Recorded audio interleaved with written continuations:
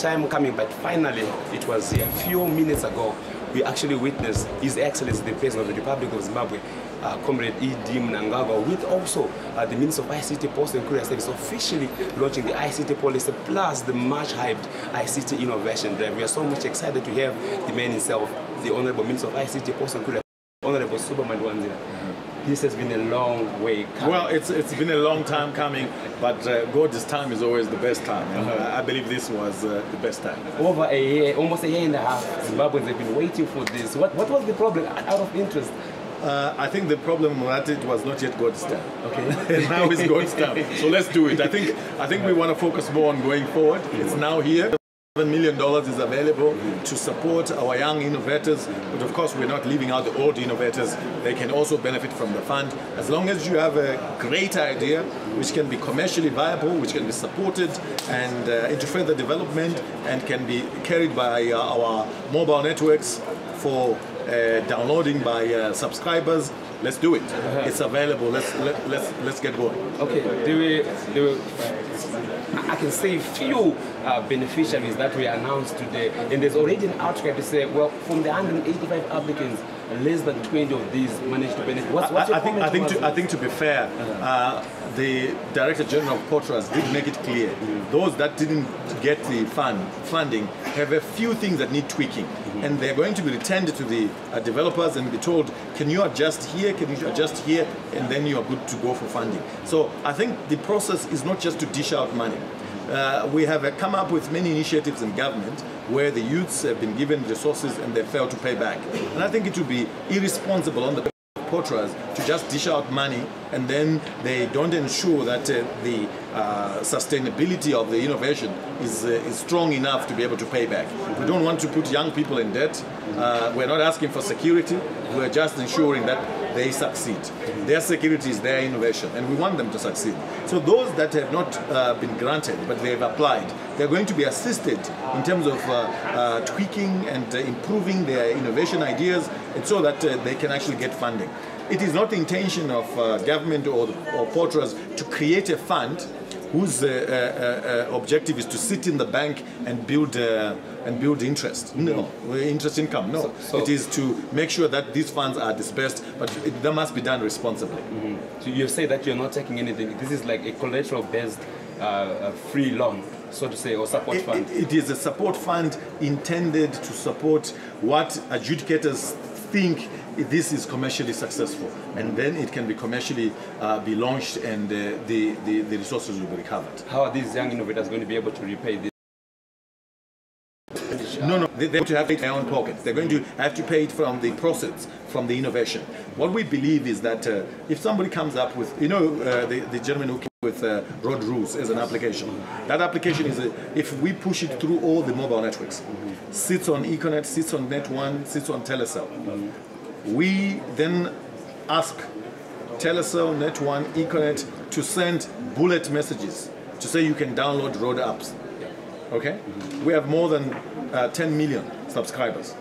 And if we assume that subscribers can pay 10 cents for use of that road apps per month, that's $1.20 per year. And we have 10 million subscribers. Let's assume a million. Let's assume just a million download. That's 1.2 million. But he will make in a year. We have created jobs. We have created a millionaire, and that's what we want to do. I will be very proud if we can create as many multi-millionaires as a result of this initiative. And we must. It mustn't be difficult to create young millionaires, and our people must be used to wealth, and we must support them to make money. And ICT is the easiest way to make money. Mark Zuckerberg came up with Facebook. Today he's a multi-billionaire because of the Facebook idea. So what stops us from having young people who can develop another idea that can become a world craze? Nothing. Okay. It's we must create the platform as government to ensure that we are supporting, we are giving enough support to these young people to innovate. In a two-way, how much is going to be given out completely? And some people are thinking, or rather they are saying that this is more or less of an election gimmick. Now the government is getting because of the election. Nobody's saying that except yourself. The reality is that this fund will be dispersed today, tomorrow, and after the elections. It's a bit a crazy idea to appreciate when people say don't do anything developmental before elections because it will be seen as campaigning. The role of a government in power is to develop and is to do things that are important for the development of the country. And we don't have a timing to say before an election you must stop doing things that are right. This, as you rightly said at the beginning of the interview, this has been in the oven for nearly a year. But you know, it's now finally here. And the fact of the matter is that come August, December 2018, we will still be giving young people with great ideas money, and there will be no election in sight. Right message. That's how government operates. Okay, interesting. Great ICT policy. Finally, as well, this is one of the documents that has taken us years.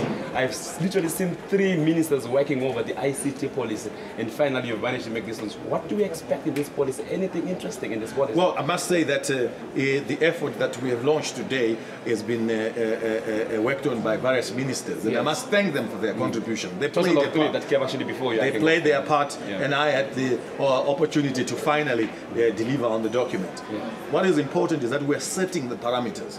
We have young innovators, but if we don't create a market for them, we have young software engineers. If we don't create a market for them, it's a dead effort. So the policy says, for every dollar that's spent on software from Europe, from India, from China, from North America, a certain amount, 30 cents, must be spent on local software. So that motivates local software developers. That is what we are saying in this policy.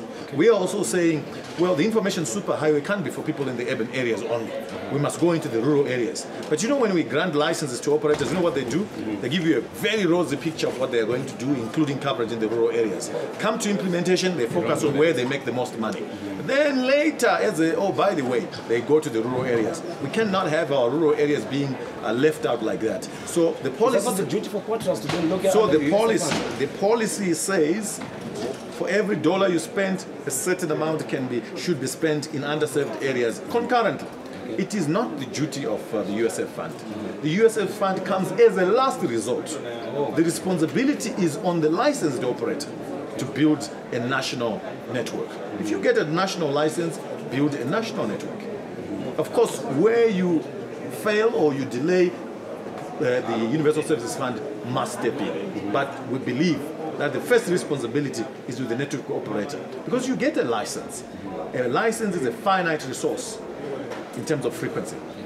And we cannot give as many licenses. So if you have had the opportunity and the privilege to get the license, don't be selfish. Let's make it a national license. Last but not least, the cybersecurity bill as it is.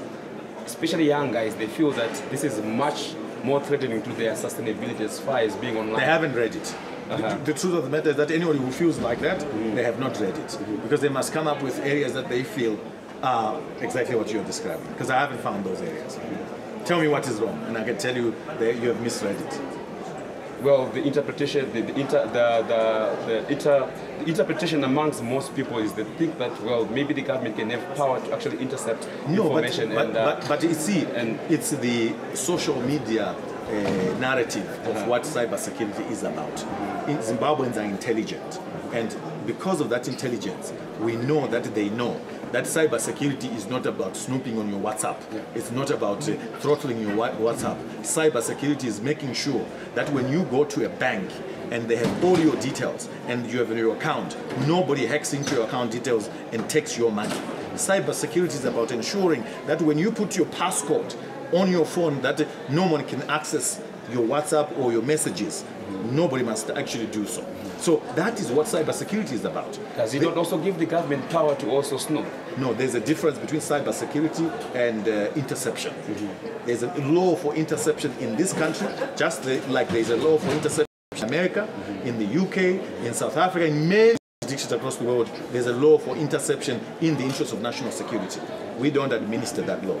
We administer cybersecurity. In fact, we compete with interception. We don't like interception, so we provide cybersecurity. Interception the ones that administer that, they like interception to protect their own interests from a state security point of view. So we compete in terms of building strong cybersecurity systems, and they want to build strong capability to snoop. Right. So I think that you can play a positive role in educating Zimbabweans, the few that are not educated about this. But anyone who says cybersecurity is about looking into your WhatsApp, clearly they are not informed. They're not informed. Yeah. ICT Minister Paxton Korea, Cybersecurity as well, Honorable Minister Supa Mandwanzira. This is www.techmec.tv. It's been a pleasure to have you here. Hope to see you soon. Thank you.